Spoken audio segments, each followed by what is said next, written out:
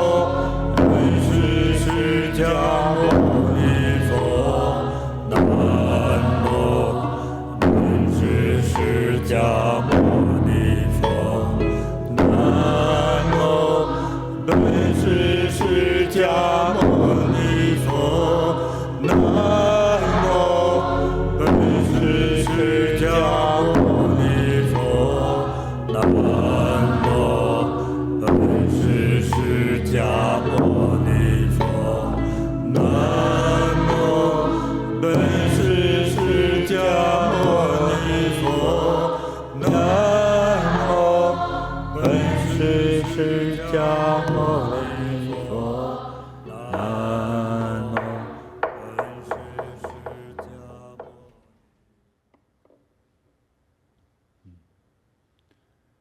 여러분이 아주 열심히 염송하시는 것이 느껴졌습니다. 제가 염송하면서 북을 두드렸는데요. 천고라고 합니다. 모든 병마와 재난, 고통을 천둥번개가 내리치듯 부숴버린다는 것을 의미합니다. 여러분, 건강하고 장수하십시오. 모든 재난이 사라지기를 기원합니다. 모든 일이 막힘없이 풀릴 것입니다. 여러분들이 안고 있는 문제를 없애드리겠습니다.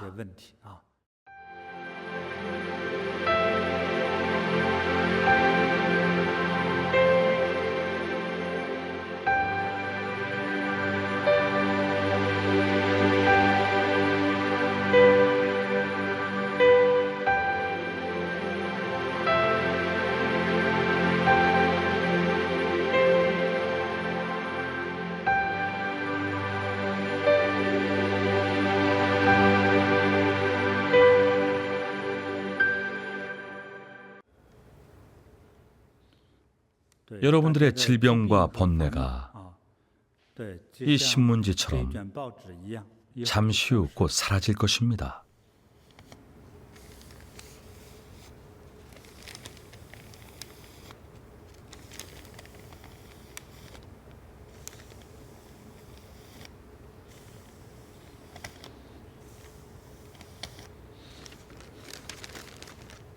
불을 붙이세요.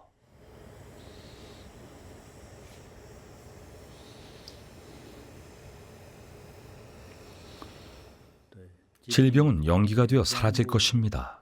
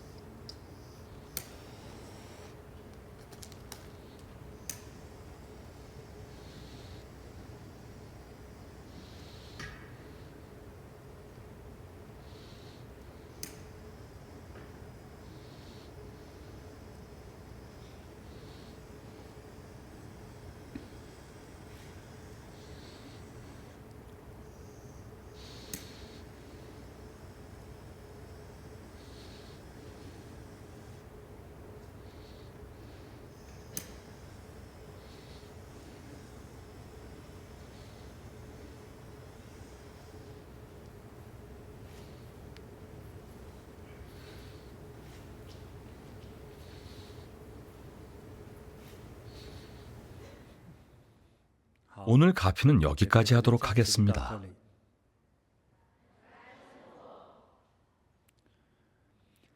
저는 있는 그대로 이야기하는 편입니다. 앞으로 제가 말을 부드럽게 하든 강하게 하든 저는 여러분들이 조금이라도 더 빨리 도움을 받아 평범한 운명을 좋은 운명으로 바꾸고 그 좋은 운명을 후대까지 물려주길 바랍니다. 이것이 바로 운명 수업의 궁극적인 목표입니다. 지금처럼 코로나19 감염병이 확산될 때는 좀 더 강하고 복의 기운이 많은 운명으로 버텨내야 합니다. 매일 수행도 병행해야 합니다. 시시각각 언행도 주의하면서 스스로 가장 부귀하고 가장 상스럽고 가장 지혜롭고 가장 장수하는 사람이 되어 그런 부귀가 후손까지 이어지도록 하는 것이 비로소 원만한 부귀이자 가장 상스러운 운명입니다. 생각만 한다고 이루어지는 것이 아니라 반드시 행동으로 옮겨야 합니다. 실천하는 것이 제일 중요합니다. 실천이 중요합니다. 다시 강조하지만 수업을 듣고 난 뒤에는 하루에 한 가지 선행하세요. 선행의 기준이 뭘까요? 스스로 오늘 착한 일을 했다는 생각만 들면 됩니다. 남을 칭찬했다든가 가족을 위해 정성껏 식사 준비를 하는 것도 좋습니다. 큰일이든 작은일이든 상관없습니다. 중요한 것은 마음입니다. 차 하나도 정성껏 우려낸다면 상대가 차를 마실 때 아주 편안할 겁니다. 저는 차를 우리는 사람의 기분을 느낄 정도로 민감합니다. 찬물이 입에 조금만 닿기만 해도 압니다. 오늘은 기분이 안 좋은 것 같으니 차 우리지 마세요. 마음이 정되면 그때 다시 하세요. 그 찬물은 그냥 버리세요. 마음이 자비롭고 선한 마음이 가득하면 그 사람이 우린 차를 마셨을 때 편안합니다. 하지만 화를 내면서 차를 우리거나 저에 대한 불만을 품고 차를 우리면 차를 마시다 체합니다.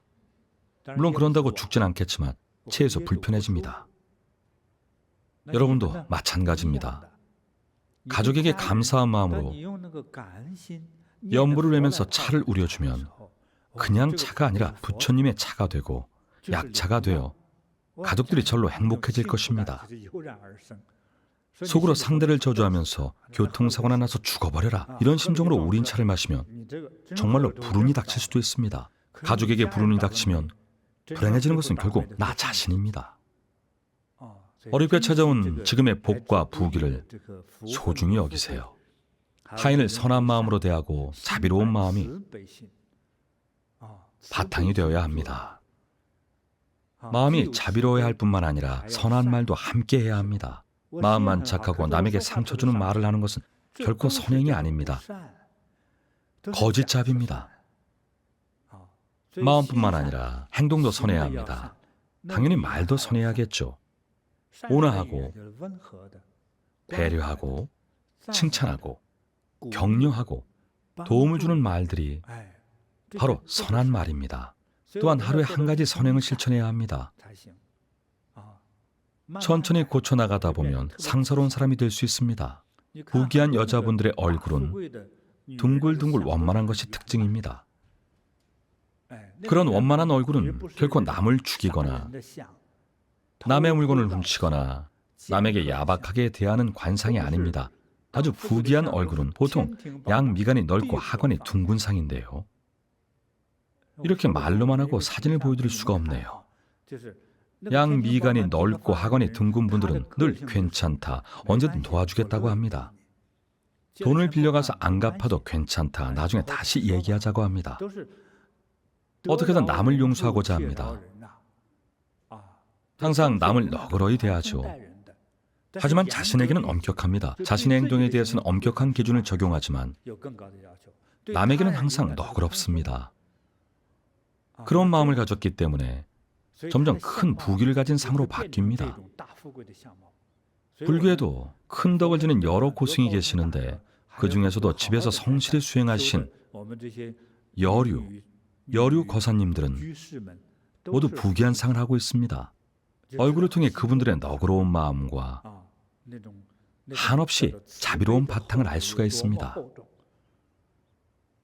더 좋은 운명으로 살 수 있는 기회와 방법을 얻지 못한 사람들도 많습니다. 제가 모든 걸 다 아는 것은 아니지만 가장 정통적인 방법과 배움을 통해 실천할 수 있는 방법을 가르쳐드리고 있습니다. 배우고 나서 풍수에 맞게 집을 바꾸라는 얘기가 아닙니다. 수행으로 쌓은 덕행도 없이 매일 가정이나 사회에서 욕을 하고 무분별한 행동을 저지르면 저주를 퍼붓는다면 아무리 좋은 풍수도 소용이 없습니다. 복을 감당 못하고 버티지 못합니다. 지난번에도 말씀드렸지만 왕을 뒤엎은 반란군의 마부였던 사람은 왕좌에 앉자마자 그 자리에서 죽었습니다. 정말 신기하고 묘한 일이지 않습니까? 여러분께 들려드리는 이야기들은 다 실화입니다. 그런데도 일부러 꾸며낸 이야기보다 더 기막힌 우연이 존재합니다. 들을수록 신기합니다. 끝으로 오늘까지 몇 차례에 걸쳐 운명 수업을 듣는 여러분들의 운명이 오늘부터 부귀한 운명으로 바뀌시기를 진심으로 기원합니다. 크게 길상하시길 바랍니다. 자손들에게 덕이 깃들기를 바랍니다. 가정이 화목해지길 바랍니다.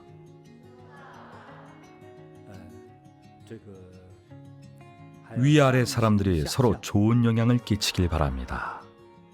길상여의하시길 바랍니다. 좋습니다. 그럼 다음 이 시간에 운명에 관한 강의를 이어서 하도록 하겠습니다. 여러분 감사합니다.